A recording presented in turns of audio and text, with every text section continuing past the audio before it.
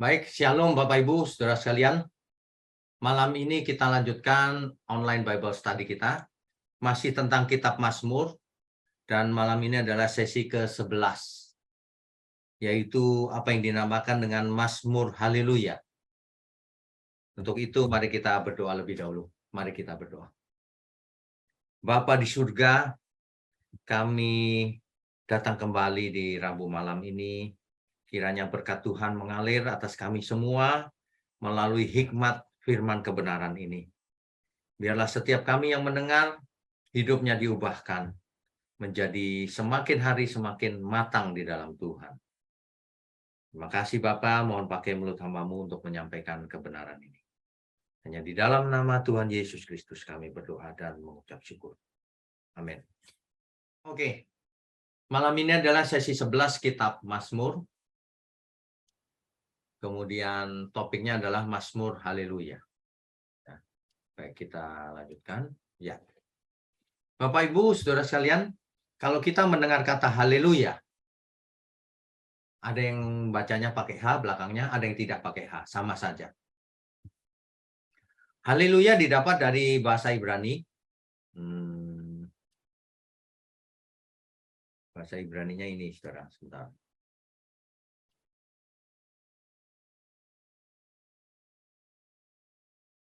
Ya. Ini bahasa Ibraninya. Sebenarnya dua kata, halelu dan yah. Kalau di Perjanjian Baru pakai kata Yunani alleluia. Itu Perjanjian Baru, ya. Secara umum artinya adalah pujilah Tuhan secara umum. Dan kata ini sering muncul di kitab Mazmur, di banyak sekali kitab Mazmur. Contohnya Mazmur ini 104:35, 105:45, 161 dan seterusnya. Oke, kita lanjutkan dulu. Ya. Jadi kata haleluya ini terdiri dari dua kata. Halelu dan yah. Akar katanya dari halelu itu akar katanya adalah halal. Yang artinya memuji. Ya. Jadi kalau sebagai orang Kristen kita sering memuji Tuhan. Haleluya gitu. Harus tahu artinya. Jangan tidak tahu artinya ya. Oke. Nah, akar kata halal ini waktu digunakan bisa menjadi halal. Halal ini artinya yang disuruh adalah orang kedua tunggal, maskulin. Artinya engkau pujilah gitu. Engkau di situ yang ditunjuk adalah satu orang laki-laki. Itu pakai halal. Kalau haleli itu yang diperintah adalah orang kedua tunggal feminin. Engkau perempuan, satu orang. Pujilah. Tapi kalau halelu, seperti dalam haleluya, itu artinya yang diperintah adalah orang kedua jamak maskulin. Artinya laki-laki semua. Artinya begini, kalian semua, tapi laki-laki yang ditunjuk. Pujilah Tuhan. Haleluya. Gitu. Halelu itu yang diperintah adalah jamak, orang banyak, tapi laki-laki semua. Ya. Kalau perempuan menjadi halelena. Halelena. Gitu ya. Oke. Nah, khusus untuk kata yah. Haleluya. Yahnya itu sebenarnya adalah kontraksi atau bentuk singkatnya daripada YHWH. Yud He Wo He. Yang dibaca Adonai. Jadi bukan singkatan dari Yahweh. Haleluya. Yahnya itu bukan Yahweh, bukan. Ya. Banyak orang berpikir itu Yahweh. Yahnya itu, bukan. Banyak orang berpikir YHWH itu bacanya Yahweh. Bukan juga. Orang yang membaca YHWH, Yahweh itu orang teolog barat pasti, yang tidak mengerti asal-usulnya bahasa Ibrani. Kalau orang yang ortodoks, Ibrani tahu. Bukan karena tidak berani melafalkannya, lalu diganti Adonai. Bukan. Karena memang lafalnya itu bukan Yahweh. Gitu loh. Nah, itu akan jadi ramai nanti suatu hari kalau saya lagi bahas itu dan buat bukunya. Banyak orang salah tapi tidak merasa salah. Ada yang panggil Yahweh, ada yang panggil Yehova. Dua-duanya salah. Ya. Nah, oke, kita lanjutkan. Yang penting adalah begini, haleluya artinya adalah pujilah Tuhan. Kita semua hari ini.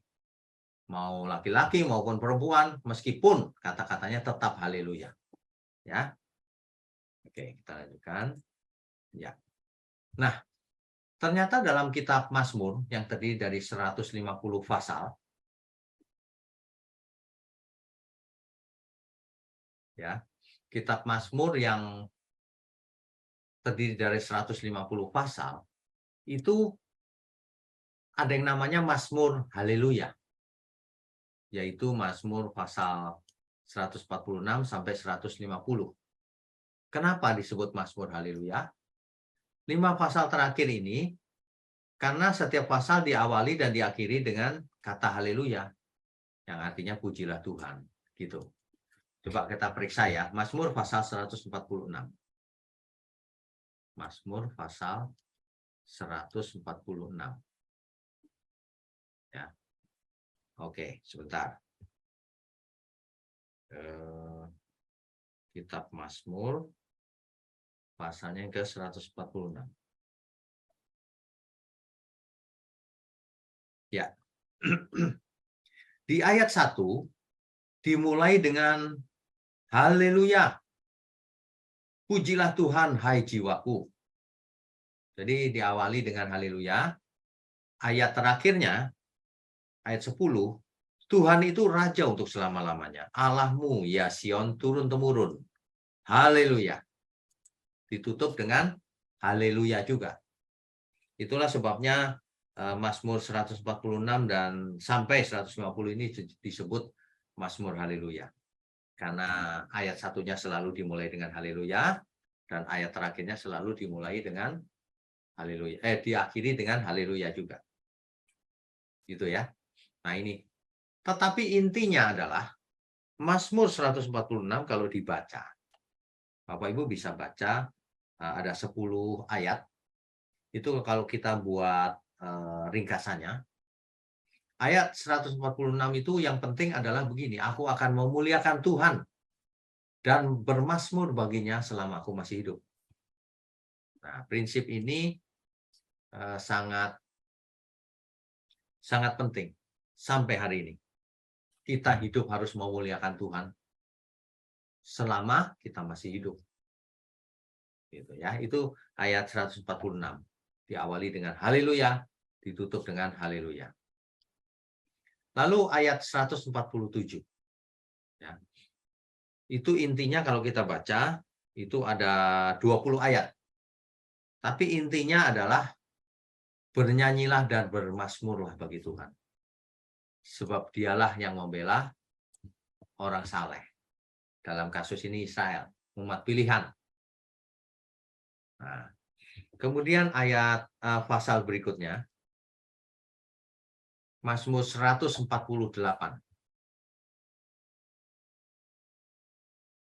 Saya bacakan ya. Ini kalau ada 14 ayat. Ini kalau diringkas ya. Tapi bagus dibaca sendiri nanti lengkapnya ya. Tapi kalau diringkas ayat pasal 148 ini intinya tetap sama. Pujilah Tuhan, hai seluruh penghuni surga, langit dan bumi. Semuanya pujilah Tuhan. Pasal 149 demikian juga diawali dengan haleluya, diakhiri dengan haleluya juga. Intinya adalah orang-orang saleh, nyanyikanlah bagi Tuhan nyanyian baru. Sebab Tuhan berkenan kepada umatnya. Intinya itu. Mazmur 150 ada 6 ayat. Itu intinya biarlah semua yang bernafas memuji Tuhan. Bapak Ibu Saudara kalau baca sendiri, boleh saja membuat, menurutku intinya ini. Mungkin lebih lengkap. Kalau ini saya buat singkat saja. Ya. boleh dibaca, jangan kaku dengan tulisan saya. Nanti dibaca pasal 148 misalnya. Apa intinya? Dikalimatkan dengan kalimat sendiri juga boleh. Itu tafsir namanya. Ya. Inilah yang disebut dengan Mazmur Haleluya. Nah, karena diawali dengan kata haleluya dan diakhiri dengan kata haleluya. Tetapi perlu kita ingat, perlu kita ketahui juga bahwa yang namanya haleluya atau pujilah Tuhan, tidak harus katanya haleluya. Bisa juga memang memakai kata yang agak panjang, pujilah Tuhan. Gitu. Bisa juga. Ya. Nah, contohnya, ada mazmur yang disebut mazmur Halel. Masih ingat ya? Halel itu bentuk daripada, salah satu bentuk kata kerjanya, pujian artinya. Ya, pujian. Pasal 113 sampai 118. Sebanyak berapa pasal nih? 6 ya, 6 pasal ya. Kalau kita perhatikan, ini Halel ini ditulis sebagai pujian. Nah, Mazmur Halel ini dinyanyikan dengan keluarga di malam Paskah. Jadi kalau malam Paskah, mereka menyanyikan Mazmur 113 sampai 118. Pasal 113 dan 14 dinyanyikannya di awal makan, sebelum makan. Menyanyi 2 pasal. Ya. Sedangkan pasal 115 sampai 118 dinyanyikan sebagai penutup makan Paskah. Setelah makan selesai, menyanyikan 4 pasal dari Mazmur Halel ini. Ya. Nah, yang menarik adalah ternyata Tuhan Yesus dan para muridnya menyanyikan Mazmur 115 sampai 118 setelah merayakan Paskah dan sebelum meninggalkan ruang atas. Itu dicatat di Matius 26 ayat 30 dan Markus 14 ayat 26. Kalau saudara ingat kisah itu, Tuhan mengadakan perjamuan terakhir. Setelah perjamuan terakhir selesai, menyanyikan Mazmur ini, saudara. 115 sampai 118. Barulah Tuhan Yesus nanti di Taman Getsemani, kemudian menuju salib akhirnya. Ya. Jadi Mazmur ini sering dikutip di Perjanjian Baru. Sedangkan Mazmur 117, catatan khusus, itu adalah sebuah seruan kepada segala bangsa agar memuji Tuhan. Mazmur inilah yang dikutip di Roma pasal 15 ayat 11. Kan di pertemuan kita yang lalu kita sudah katakan bahwa kitab Mazmur itu banyak dikutip di Perjanjian Baru. Salah satunya ini, Mazmur pasal 117 ini dikutip di Roma 15 ayat 11. Mazmur 117 ini ternyata letaknya di tengah Alkitab dan juga merupakan Mazmur terpendek. Itu catatan saja. Ya. Ya. Nah, kalau kita menyelidiki kata haleluya di kitab Mazmur, kan tidak hanya ada di Mazmur haleluya saja, Mazmur pasal-pasal yang lain ada kata haleluya juga. Ya. Jadi selain Mazmur haleluya, yaitu Mazmur pasal 146 sampai 150, kata haleluya juga banyak ditemui di Mazmur ayat lainnya, yaitu di Mazmur ini semua. Nanti boleh Bapak Ibu Saudara baca sendiri pelan-pelan sendiri ya. Jadi banyak sebenarnya. Dan juga kata pujilah Tuhan atau terpujilah Tuhan, meskipun katanya bukan haleluya, banyak tersebar juga di mana-mana. Dalam hal ini dalam kitab Mazmur, meskipun tidak langsung memakai kata haleluya, ya, Mazmur memang adalah pujian terhadap Tuhan. Oke, kita lanjutkan. Ya. Nah, kata haleluya ini dipakai juga di kitab Wahyu. Seluruh perjanjian baru tidak pernah pakai kata haleluya, kecuali 4 kali disebut di kitab Wahyu. Yaitu Wahyu pasal 19, ayat 1, Wahyu pasal 19 ayat 3, ayat 4, dan ayat 6. 4 kali saja di Perjanjian Baru disebut. Ya. Isinya sebenarnya Yohanes mendengar suara yang nyaring dari himpunan besar orang banyak di surga sedang memuji dan memuliakan Tuhan. Kata haleluya ditemukan hanya 4 ayat ini ya. Di situ ada kata pelacur besar atau Babel telah jatuh. Makanya dinyanyikan Mazmur, pakai Mazmur, makanya pakai kata haleluya. Pujilah Tuhan, pelacur besar atau Babel telah jatuh. Ya. Dan Tuhan Allah kita yang Maha Kuasa telah menjadi Raja. Ini suasana kemenangan. Oke, kita lanjutkan dulu ya. Ya. Seperti biasa, kalau kita membaca kitab Perjanjian Lama, kita jangan berhenti di Perjanjian Lama. Harus kita dapatkan hikmatnya. Apa intisarinya? Apa statusnya zaman sekarang? Jangan terpatok pada Perjanjian Lama. Apakah hikmatnya masih cocok dengan zaman sekarang? Ataukah tidak? Misalnya, berbahagialah orang yang merenungkan Taurat siang dan malam. Hari ini sudah tidak Taurat mainnya. Sebagai umat pilihan, hari ini kita semua harus membaca seluruh Alkitab, tidak hanya Taurat. Dan kita harus sadar bahwa Alkitab itu progresif. Dari Perjanjian Lama akhirnya memuncak di Perjanjian Baru. Jadi yang paling berlaku adalah Perjanjian Baru. Ada banyak hal di Perjanjian Lama yang dibatalkan di Perjanjian Baru. Contoh sederhana, perjanjian sunat antara Allah dan Abraham. Di Perjanjian Baru sudah bukan kewajiban lagi. Ini bukan berarti firman Tuhan berubah, ini namanya progresif. Makanya di antara Bapak Ibu Saudara jangan pernah ada yang lalu berpikir kalau saya berkata, ini dibatalkan. Kalau dibatalkan kenapa masih ada ayatnya? Ditip X saja atau dibuang saja, jangan begitu. Saudara. Itu nggak ngerti artinya. Semua ayat masih ada dan masih dipakai untuk pembelajaran. Mula-mulanya begitu. Sebab Perjanjian Lama adalah bayangan yang akan terjadi di Perjanjian Baru. Nanti akan saya khotbahkan minggu ini lengkapnya Perjanjian Lama dan Perjanjian Baru. Oke, jadi kalau kita menarik hikmatnya hari ini, tidak hanya berdasarkan kitab Mazmur, tapi berdasarkan Alkitab secara utuh, maka kita jangan memuji Tuhan itu hanya dengan mulut, ya, tetapi dengan seluruh hidup kita. Kalau dengan mulut gampang, asal mengaku percaya selamat, padahal tidak demikian. Kan ada ayatnya, Pak. Balik lagi kan ada ayatnya. Seluruh konteksnya harus dilihat supaya kita mengerti jadi bagaimana akhirnya gitu ya. Nah, hikmat yang kita dapat adalah dahulu pemazmur memuji-muji dengan mulutnya dengan bernyanyi. Tapi kita sekarang harus lebih menekankan bukan cuma mulut. Justru harus lebih menekankan perbuatan seluruh hidup kita.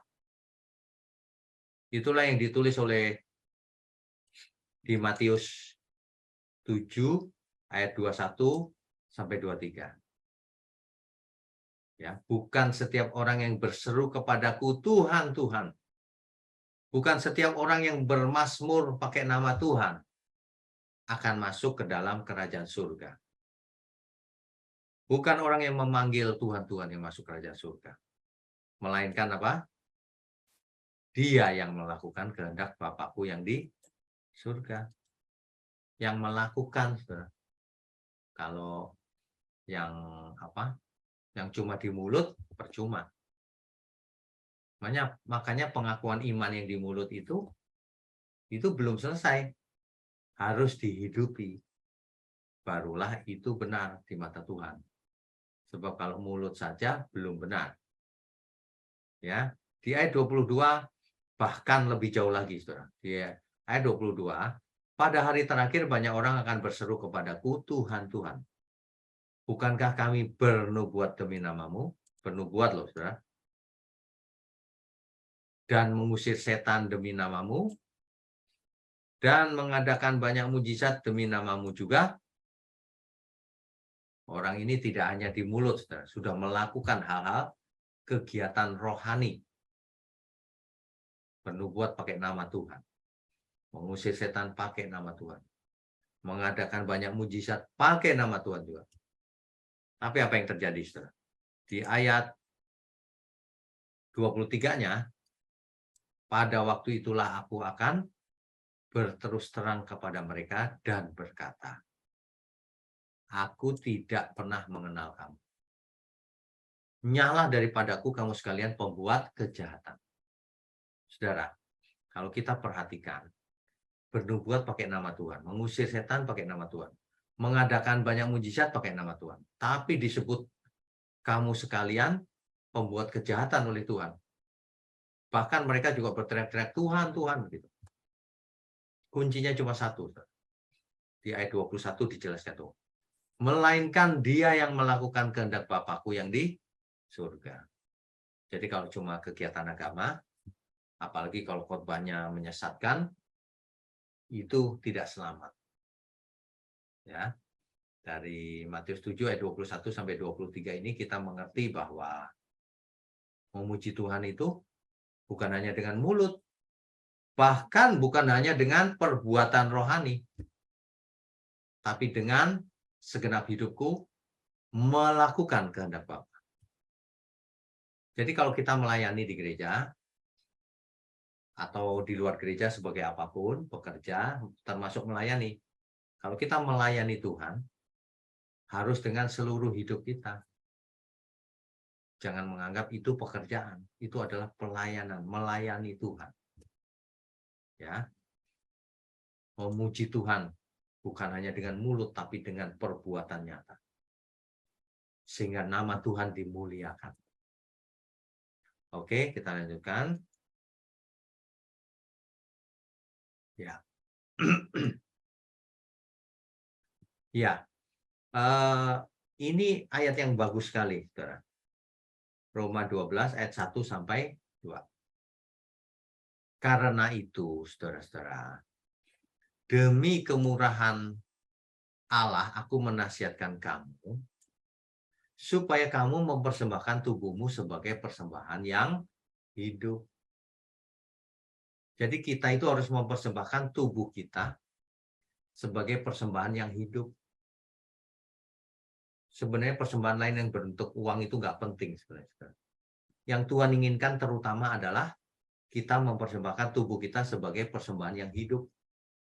Yang hidupnya bagaimana? Dijelaskan di situ. Yang kudus dan yang berkenan kepada Allah. Itu adalah ibadahmu yang sejati. Jadi ibadah yang benar itu bukan cuma ngasih persepuluhan, buah sulung, malah bukan itu. Ibadah yang sejati adalah mempersembahkan tubuh kita, hidup kita sebagai persembahan sebagai ibadah yang sejati itu, yaitu yang hidupnya kudus dan menyenangkan Tuhan, berkenan bagi Allah. Itulah ibadah yang sejati. Jadi selama ini kita sudah beribadah sejati belum? Kalau orang cuma seminggu sekali ke gereja kasih persepuluhan, percuma. Sudah mempersembahkan seluruh hidup kita belum? Sudah memuji Tuhan dengan seluruh hidup kita belum? Jangan kita berkata haleluya, tapi hidup kita tidak memberkati sesama, malah jadi sandungan. Jika mulut mengatakan haleluya, pujilah Tuhan, maka kita harus mempersembahkan seluruh tubuh kita yang hidup. Yang hidupnya kudus, yang berkenan kepada Allah, itu yang menyenangkan maksudnya. Nah, itulah ibadah yang sejati. Itu ayat 1-nya. Ayat 2-nya luar biasa juga ini. Kita diperingatkan, janganlah kamu menjadi serupa dengan dunia ini,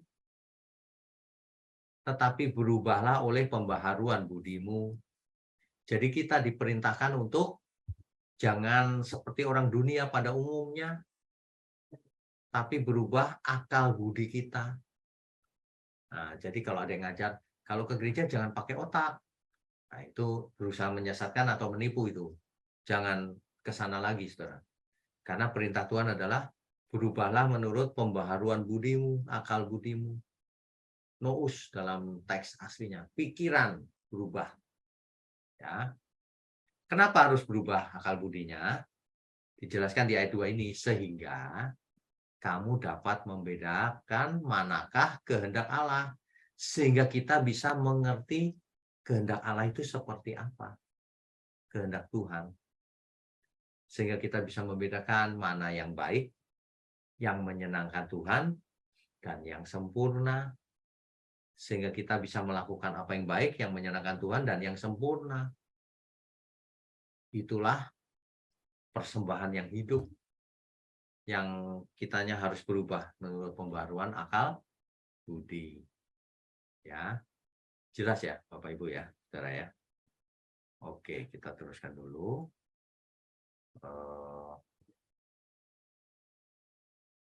Ya, Rabu depan kita akan belajar natur Allah menurut kitab Mazmur.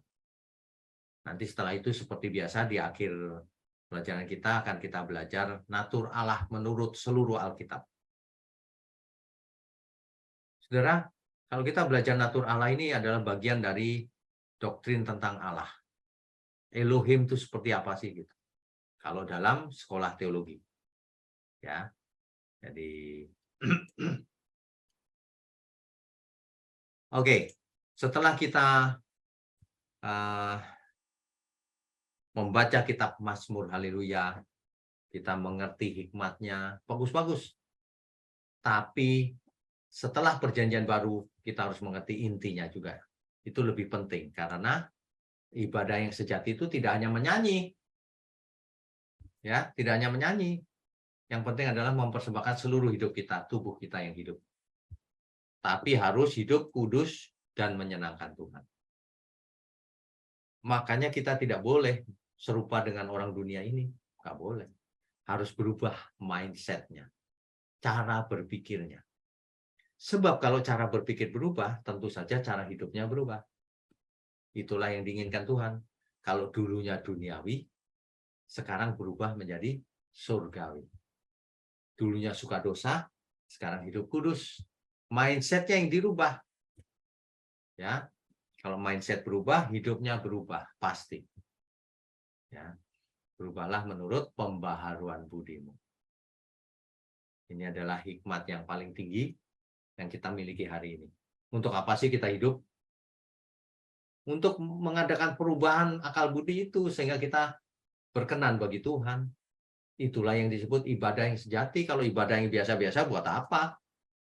Kasih persepuluhan, bawa sulung, ke gereja cuman itu, tapi hidup tidak mempersembahkan diri seluruhnya buat Tuhan. Nah, itu jadi percuma juga. Ya. Oke, saya rasa kita sudah menangkap intinya bahwa pujilah Tuhan. Bukan hanya dengan mulut, tapi dengan seluruh hidup kita. Baik, kita lanjutkan dengan diskusi dan tanya jawab. Bapak Ibu yang mau bertanya boleh langsung. Silakan. Saya buka dulu ya. Oke. Ya, silakan kalau ada yang mau bertanya. Shalom, Pak. Shalom, silakan. Ya, saya mau nanya, Pak. Ini kan siapa ini? Yuslina. Oh, nggak ini tampil wajahnya ya, Bu? Udah kan? Mana ya? Udah, Pak. Enggak apa-apa, silakan. Ya, Pak. Kan saya baru ikut nih, ini udah session 11. Ya. Kalau saya mau ikut dari awalnya gimana, Pak? Oh, iya. Kalau mau ikut dari awalnya ya, Bu. Berapa cara? Yang pertama bisa ke channel YouTube channel saya. Dan di situ ada playlist. Playlist itu ada playlist kitab kejadian, keluaran, imamat, bilangan. Itu kalau diklik urut dalamnya. Oh, gitu ya. Itu yang pertama caranya. Yang kedua, Ibu bisa ke website saya www.wiknyotanto.com. www.wiknyotanto.com. Nah, di situ nanti keluar menunya. online Bible study itu udah ngurut semua di situ. Oke, iya oke. Ibu catat aja WA saya, nanti saya jelaskan kalau nggak jelas. Iya, udah ada ya? Pak. Oke, baik. Udah ada. Oke Bu, nanti lewat WA aja ya. Iya Bu, iya Pak, makasih. Oke, Tuhan berkati Bu. Ya. Oke, yang lain Pak Payaman, silakan Pak. Shalom, selamat malam Pak. Shalom, selamat malam. Kalau tadi hamba Tuhan yang membuat mukjizat, mengusir setan, dan bernubuat. Ya. Dan ujung-ujungnya bahwa Tuhan mengatakan, nyala engkau yang berbuat kejahatan. Ya. Saya berpikir juga Pak, kalau andai kata sekarang ini di dalam KKR ada pendeta atau hamba Tuhan yang bisa melakukan yang tiga itu udah luar biasa Pak kan. Ya. Nah, sementara ini malah justru sebaliknya pembuat kejahatan. Ya. Apakah misalnya hamba Tuhan ini yang melakukan yang tiga tadi itu yang luar biasa tidak seizin Tuhan, tidak serestu Tuhan, kok jadi datang sebaliknya begitu Pak? Kira-kira gimana itu Pak? Makasih Pak. Oke, baik. Itu sebenarnya dijelaskan di ayat 21-nya Pak. Yang melakukan kehendak Bapakku yang selamat. Yang cuma panggil Tuhan-Tuhan nggak selamat. Yang mengadakan mujizat, mengusir setan, kesembuhan dan sebagainya, nggak selamat juga. Yang selamat adalah yang melakukan kehendak Bapakku. Artinya apa? Artinya kalau yang tadi itu dikatakan oleh Tuhan Yesus pembuat kejahatan, artinya mereka sedang melakukan itu untuk kepentingan diri sendiri, bukan untuk melakukan kehendak Bapa. Itu artinya. Tapi bukan berarti setiap orang yang melakukan KKR itu pembuat kejahatan, bukan itu artinya. Dalam konteks ini adalah ditolak karena yang melakukan itu pasti tidak sesuai kehendak Bapa. Gitu. Jadi kalau ada misalnya ada KKR saat inilah terjadi seperti itu. Ya. Bagaimana kita mengidentifikasi apakah ini memang relevan dengan kehendak Tuhan atau tidak? Bagaimana kira-kira Pak? Oke, baik. Ciri-cirinya ya Pak. Satu, misalnya buat kesembuhan. Kalau yang bersangkutan itu sembuh benar, berarti itu benar. Punya hanya sementara, di sana sembuh, pulang kumat lagi atau 3 hari kumat lagi, itu bohong Pak. Karena Tuhan menyembuhkan pasti sembuh. Tidak mungkin cuman sembuh sebentar nih. Kayaknya kuasa Tuhan terbatas, nggak mungkin. Yang kedua, ini ngajarnya benar nggak selama ini firmannya? Kalau ngajarnya nggak benar ya lupakan aja Pak. Sebab kesembuhan itu kalaupun terjadi, itu nggak ada artinya Pak. Sembuh fisik itu nggak ada artinya. Iya. Sembuh nggak jiwanya? Sembuh jiwa. Akal budinya berubah nggak? Sehingga Ya. seperti yang Tuhan inginkan. Nah itu nomor 1. Makanya hari ini banyak yang salah mengejar mujizat yang fisik. Iya, yang fisik. Kesembuhan fisik. Ya. Salah itu ditekankan. Ya. Ditekankan itu kebenaran sehingga orang sembuh. Sembuh dari kesesatan. Ya. Begitu Pak Payaman. Oke, makasih Pak. Selamat malam. Oke, Tuhan berkati. Berikutnya Pak Bambang, silakan Pak.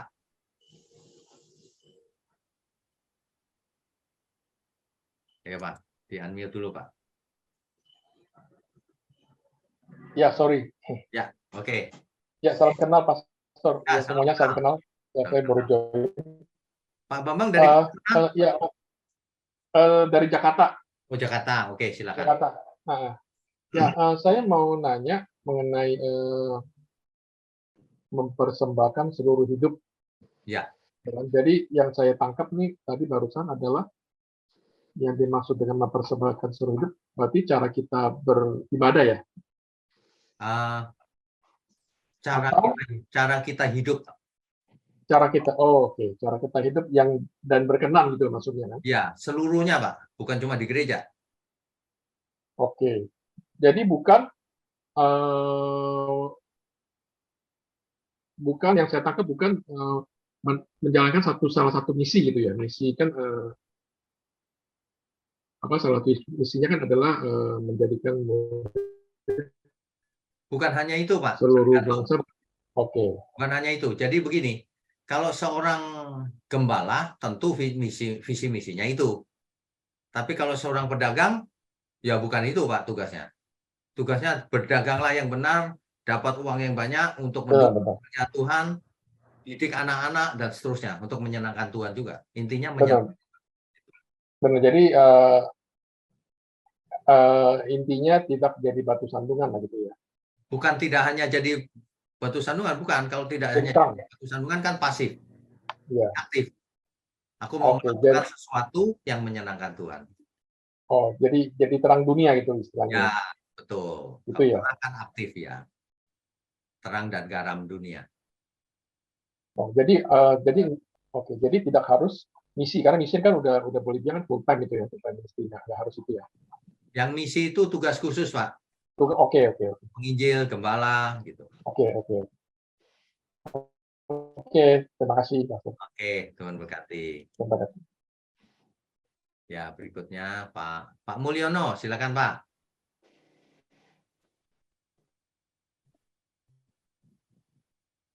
Malam Pak Wiknya. Malam. Ya. Meneruskan pertanyaannya Pak Bambang tadi itu Pak. Ya. Yang ibadah yang sejati itu ya. Terus perubahan akal budi itu kan memang seluruh hidup ya. Ya. Itu kan diterapkan di pekerjaan, keluarga, ibadah di gereja kan gitu ya, semuanya kan Pak. Ya. Nah, yang saya tanyakan ini itu penerapannya gimana Pak? Misalnya gini, apakah kalau kita perpuluhan kan nggak apa-apa kalau memang itu sebagai wujud realisasi penerapan daripada ibadah yang sejati. Misalnya ke gereja tiap minggu itu kan juga agamawi juga kan Pak. Kalau kita jalankan ibadah tiap minggu ke gereja kan juga nggak apa-apa. Maksud saya penerapannya Pak. Oke, mengerti. Penerapannya begini Pak. Hari Minggu ke gereja, ya harus. Mau orang bilang agamawi amat tidak, itu konteksnya harus dimengerti dengan benar. Kalau saya bicara agamawi itu, gereja rajin, tapi kebenaran tidak dilakukan. Itu agamawi. Seperti yang tadi itu loh, Matius 7 ayat 21-23 itu orang agamawi itu. Melakukan ini, itu, tapi untuk dirinya sendiri. Nggak jadi berkat. Ya. Ngasih persepuluhan, boleh nggak? Ya boleh saja, siapa yang larang. Yang tidak boleh adalah semangat Taurat masih dipakai. Jadi bukan angkanya Pak. Ngasih 10% boleh? Boleh, tapi bukan persepuluhan. Persepuluhan sudah dibatalkan. Persepuluhan itu gitu loh. Jadi ngasih 10% boleh? Ya boleh, 10, 12, 20, jangan hitung-hitungan sama Tuhan. Tapi kalau orang diajarin Taurat, ini Maleaki, itu Taurat tuh. Padahal di Alkitab ada tulisan begini, barang siapa hidup di bawah hukum Taurat, ia lepas dari kasihnya Kristus. Diancam begitu loh Pak. Jadi kita nggak mau pakai Taurat, kita pakai hukum kasih karunia. Seluruh hidupku milik Tuhan. Persembahan 10% ya boleh, tapi jangan selalu 10, 12, 8. Yang tulus gitu loh maksudnya. Jadi aplikasinya seluruh hidup kita itu, baik aku makan, minum, atau melakukan apa saja aku lakukan untuk Tuhan. Itu Pak. Jadi sebagai pedagang untuk Tuhan. Sebagai guru, sebagai dokter, untuk Tuhan. Guru yang benar. Ya. Gitu. Jadi jangan cuma seminggu sekali ke gereja, udah ngasih 10% udah lunas ya Tuhan. Kayak pajak aja. Iya. Sisanya pun milik Tuhan. Gitu. Bayangkan kalau sekarang itu sudah aktif untuk Tuhan gitu, luar biasa. Manusia jadi luar biasa. Tuhan lagi. Ya. Tapi kalau sebagai manusia kan biasanya kita perlu patokan kan Pak. Kita buat patokan sendiri kan nggak apa-apa kan? Oh ya nggak apa-apa, tapi patokan itu jangan kaku Pak. Iya. Harus fleksibel. Jadi kebenaran itu fleksibel sesuai konteks. Gitu. Karena kita hidup tidak di bawah hukum Taurat. Hukum Taurat itu kaku loh Pak. Iya sih. Gitu. Waduh, kalau udah pokoknya nggak bisa dipakai. Iya. Cuma kan kita biasanya perlu kayak rutinitas kan gitu Pak. Ada patokannya kan biasanya. Kalau dalam pelaksanaan hidup itu loh Pak. Kan nggak bisa ngomong kudus menyerahkan hidup sepenuhnya sama Tuhan. Tapi patokannya apa gitu loh. Oke, bagus. Jadi bisa diterjemahkan ke dalam langkah-langkah kecil dulu. Latihan dulu. Nah, ya boleh aja Pak, nggak apa-apa. Kan manusia nggak bisa langsung berubah juga. Nah, perlu latihan dari hal kecil. Bicara dulu deh, bicara jangan sembarangan. jangan suka menghakimi, belajar setiap hari, yang rajin mencari kehendak Tuhan. Nah, hidup ini menarik loh sebenarnya. Ya. Banyak manusia nggak tahu, nggak menghayati. Padahal kalau saya menghayati, menarik sekali loh. Bersama Tuhan, mau belajar apa aja bisa. Ya. Keterbatasan kita masing-masing, tapi tetap menarik. Ini misalnya aja Pak, hal berdoa misalnya. Ya. Kalau kita buat patokan misalnya, kita doa nih, komitmen tiap jam 5 pagi. Itu kan itu patokan juga kan? Nggak apa-apa kan Pak berarti? Nggak apa-apa. Itu kan patokan. Nggak apa-apa, kan latihan. Iya. Tapi jangan sampai gini, jam 5 pagi udah berdoa. Panjang hari, udah lunas tugasnya. Oh, bukan gitu loh Pak. Iya. Nah, itu kan termasuk salah satu disiplin rohani juga. Nah, terus ada yang begini, waduh, aku bangunnya kelewatan jam 5, dosa aku. Nah, itu salah itu. Itu salah, Pak. Itu yang saya tekankan itu, jangan torat. Oke. Gitu. Oke. Ya. Torat Ya, itu aja. Iya. Jelas Pak ini. Makasih. Berikutnya, Pak Jo, silakan Pak Jo. Di unmute dulu, ya. Silakan, Pak Jo. Loh, suaranya kok nggak ada? Suaranya ya. Tes. Nah, ada. Loh, hilang lagi. Masih mute, Pak. Ya. Sudah ya, Pak? Sudah. Ya. Oke, terima kasih. Malam, Pak Wiknya. Kalau dari bicara haleluya ini kan selain transliterasi dari bahasa Ibrani maupun Yunani tadi, Pak, ini kan identik dengan ucapan syukur ya, Pak? Ya. Oke, sementara dalam hidup itu setiap orang tidak selalu mengalami hal-hal yang baik. Ya. Kadang-kadang dia ada pergumulan lah dalam bahasa rohaninya demikian. Ya. Nah, bagaimana kita yang orang Kristen yang didasarkan pada sikap hati itu penting ya Pak.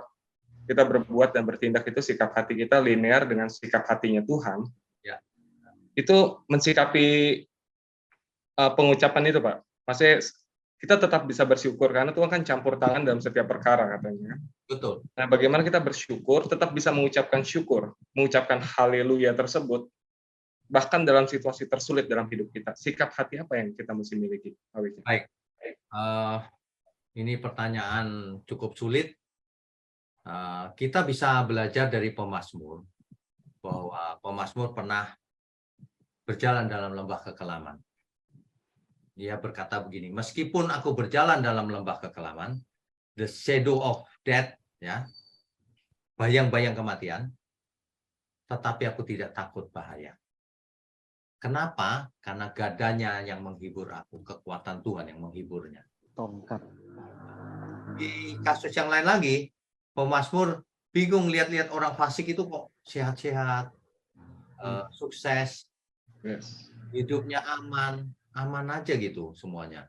Kok begitu ya Tuhan? Sedangkan aku setiap hari dipukul, dapat masalah. Nah, ini pemazmur begini nih. Tapi pemazmur tidak mengerti bagaimana ini kok begini, hidup ini kok nggak adil gitu. Tapi yang dilakukan oleh pemazmur luar biasa. Iya, tapi aku mau dekat Tuhan.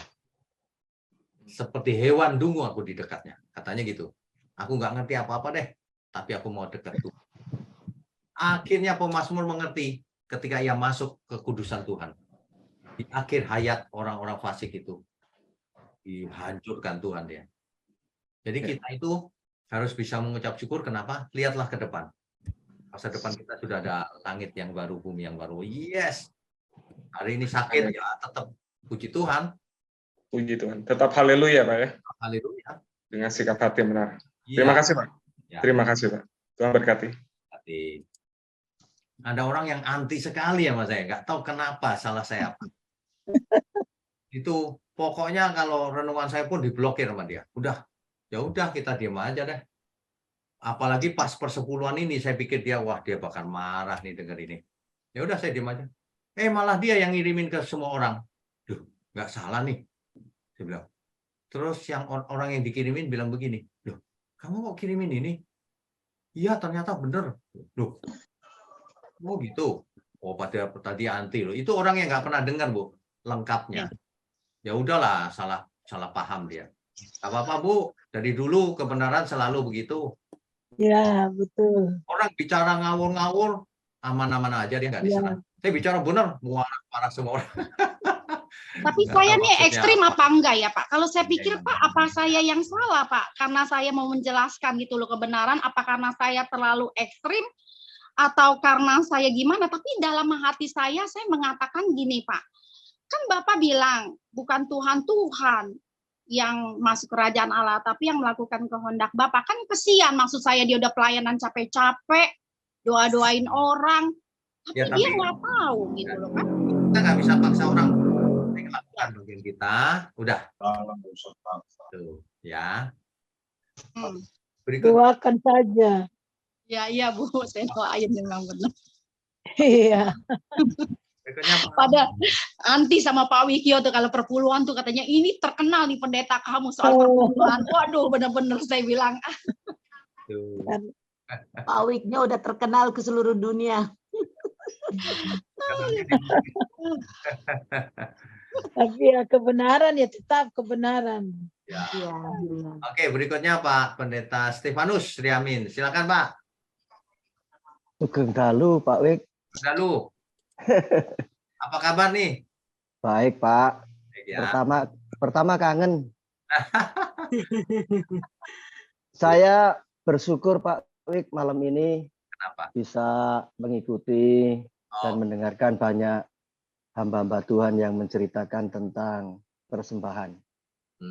Malam ini juga rupanya saya juga ikut nimbrung. Karena banyak hamba-hamba Tuhan, khususnya pendeta, gembala sidang. Berarti punya gereja. Ya. Rata-rata kalau mendengarkan khotbahnya Pak Eras, mendengarkan khotbahnya Pak Wiknyo, yang saya bagi-bagikan itu semua, dia kontra, bukan pro. Ya. Nah, artinya, dia berkata bahwa, apa salah kalau saya sebagai pendeta, gembala sidang, memimpin umat, lalu nafkah dari gereja. Saya memberikan penjelasan sedemikian rupa, ternyata dia bilang titik tolak pokoknya adalah merasa kehilangan banyak persembahan kalau mengikuti cara Pak Wiknyo.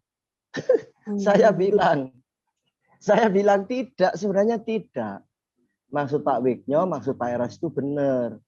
Mempersembahkan seluruh hidup ini, bukan hanya 1/10. Itu yang pertama. Yang kedua, tentang di luar ranah Pak, saya mau menyampaikan tentang LAI Pak. Ya. LAI itu sekarang kan ada yang baru muncul. Ya, terjemahan baru. Beberapa itu ada yang dirombak kata-katanya. Ya. Nah, itu hari-hari ini saya banyak pertanyaan dari apologet Pak. Ya. Nah, pertanyaannya, Pak Pendeta, apakah Alkitab itu firman? Ya, isinya jelas firman. Itu perkataan Allah, para rasul, dan para nabi. Kenapa? Kok bisa berubah?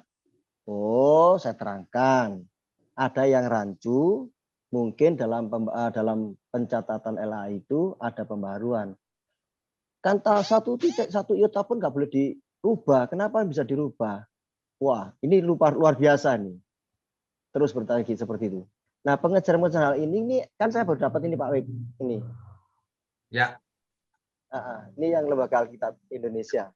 Nah, sekiranya rinduan saya gini. Kalau anak-anak Tuhan ada hal begini tidak terjebak dalam pertanyaan-pertanyaan sehingga imannya menjadi lemah. Ya. Dengan apologet-apologet yang ada. Itu yang kedua.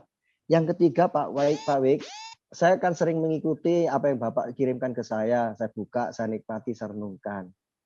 Nah, memang dari bapaknya caranya menyampaikan seperti itu ya turun ke bawah ya seperti kita. saya dibilang gini, Pak Stefanus Riamin sekarang kan Erastus. Ya iya, itu bapaknya, saya bilang gitu. Ya saya ngikuti pengajaran yang benar. Ya. Kalau merasa tidak benar ya jangan diikuti. Kalau yang benar ikuti. Ya. Memang untuk masuk dalam kerajaan Allah bukan hal yang gampang, bukan hal yang mudah, harus terus berjuang. Nah itu. Ini harapan saya Pak Wik, supaya malam ini tentang persembahan, tentang perpuluhan, sekiranya para hamba Tuhan semakin memahami, mengerti Pak Wik. Terima kasih, Tuhan berkati. Shalom. Berkati. Shalom. Wah, ini suaranya, sinyalnya bagus ya Pak. Ya.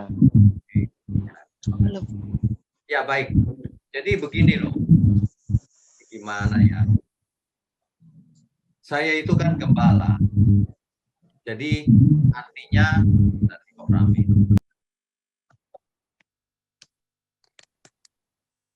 Saya mute semua ya. Ya. Ya, saya kan gembala. Gereja kan butuh dana untuk bayar listrik, operasional dan sebagainya.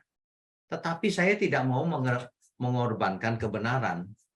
Alkitab berkata Taurat dibatalkan. Kenapa? Dengan matinya Tuhan Yesus di kayu salib, maka Taurat dibatalkan semuanya. Kan begitu. Nah, itu jangan dirubah-rubah. Soal persembahan, berikan yang terbaik untuk Tuhan. Terbaik itu berapa? Kan lebih dari 10. Tapi jangan dipakai untuk yang nggak punya apa-apa, ditekan-tekan, bayar pokoknya, sampai mereka ngutang. Kalau itu bukan persepuluhan. Kalau itu pemerasan namanya. Karena banyak jemaat lapor ke saya nggak punya uang, dimintain terus Pak persepuluhan. Loh ini gimana sih? Jadi intimidasi, nggak boleh ngajar jemaat itu yang benar. Kita harus dukung pekerjaan Tuhan. Ya harus, apalagi yang di daerah-daerah harus. Gembala bisa makan dari situ, harus. Kalau nggak gimana wong nggak bekerja? Harus didukung gembalanya. Tapi nggak boleh jadi gembala yang mengintimidasi jemaat dengan persepuluhan. Nah itu nggak boleh. Gitu loh. Jadi orang tidak boleh hidup di bawah hukum Taurat, nggak boleh. Harus semuanya jadi anak Allah jadinya. Mantep. Ngasih pun nggak usah hitung-hitungan. Yang benar begitu Pak, bukan saya melarang, bukan. Jadi kalau ada orang nanya, 10% boleh? Ya boleh, latihan itu. 10% itu latihan, padahal 100% hidupmu untuk Tuhan. Uangnya 10% latihan dulu, boleh. Tapi bukan persepuluhan, angkanya aja kebetulan 10. Sebab Alkitab mengatakan begini, jika engkau hidup di bawah hukum Taurat, kamu lepas dari kasihnya Kristus. Oh, jangan sampai lepas kita. Makanya jangan hidup menurut Taurat gitu loh. Tapi banyak orang Kristen rupanya nggak mengerti kebenaran. Dibelain, Taurat masih berlaku Pak. Itu udah. Oke deh, hari Minggu ini saya khotbahkan lengkapnya. Perjanjian lama, perjanjian baru. Nanti biar marah lagi seluruh dunia. Perjanjian lama itu sudah kadaluarsa, sudah expired. Nanti ada yang ngatain bahwa kalau gitu dihapus saja, dirobek aja. Loh, ini aneh. Perjanjian lama itu perlu untuk belajar pengenalan dan seterusnya. Nanti puncaknya di perjanjian baru. Gitu loh maksudnya. Dikit-dikit marah sih. Makanya nggak ngerti. Oke, terima kasih sharingnya Pak Pendeta Stefanus Riamin. Ada lagi nggak ya? Kayaknya sudah semua nih. Tumben yang, oh ada Pak Victor. Pak Victor silakan. Ya silakan, di unmute. Di unmute dulu Pak. Sudah belum?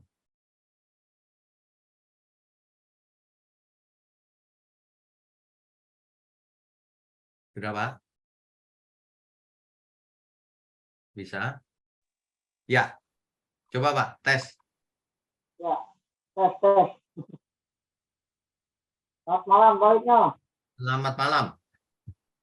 Ya, yang mau saya tanyakan ini mengenai perjanjian lama. Ya. Ya, perjanjian lama itu kan banyak silsilah. Oh ya. Tuhan. Ya. Apa kaitannya dengan perjanjian baru tentang silsilah tersebut? Oke, baik. Pertanyaannya sangat jelas dan penting banget. Perjanjian lama itu selalu menceritakan silsilah. Kenapa? Karena silsilah itu penting. Kenapa? Karena janji Tuhan kepada Abraham, melalui keturunanmu seluruh dunia kaum di muka bumi akan mendapatkan berkat. Berkat apa? Berkat keselamatan. Itu sebabnya silsilah itu ditulis rinci sekali. Sampai akhirnya pada zamannya Tuhan Yesus, melalui Yesuslah Sang Mesias itu, Yesus itu sendiri, Mesias itu. Gitu. Jadi makanya silsilah itu penting. Pada akhirnya kan suku Yehuda yang melahirkan Mesias. Gitu Pak. Makanya silsilah penting. Oke. Begitu ya Pak Victor ya. Ya, ya. Oke, Tuhan berkati Pak Victor. Baik, saya rasa malam ini habis ya yang bertanya ya. Ya. Wah, luar biasa. Baik, Bapak Ibu sekalian, kita sudahi pertemuan kita, mari kita berdoa. Bapa di surga, kami mengucap syukur kalau malam ini kami belajar untuk memuji Tuhan. Haleluya. Bukan hanya dengan mulut kami, tapi kami harus memuji Tuhan dengan seluruh hidup kami. Tidak hanya di gereja dimanapun kami berada. Dalam segala hal, menyenangkan Tuhan. Itulah ibadah yang sejati, ibadah yang benar. Terima kasih ya Tuhan, hamba ingin berdoa untuk tangan-tangan yang mendukung pekerjaan-Mu, baik di gereja ini maupun di gereja-Mu di mana saja. Berkati mereka, agar mereka jadi berkat kemanapun mereka pergi. Terima kasih Tuhan, kami mau sudahi pertemuan ini dengan menyambut segala berkat turun dari surga, baik berkat jasmani maupun berkat rohani. Di dalam nama Tuhan Yesus Kristus kami berdoa. Dan haleluya. Amin.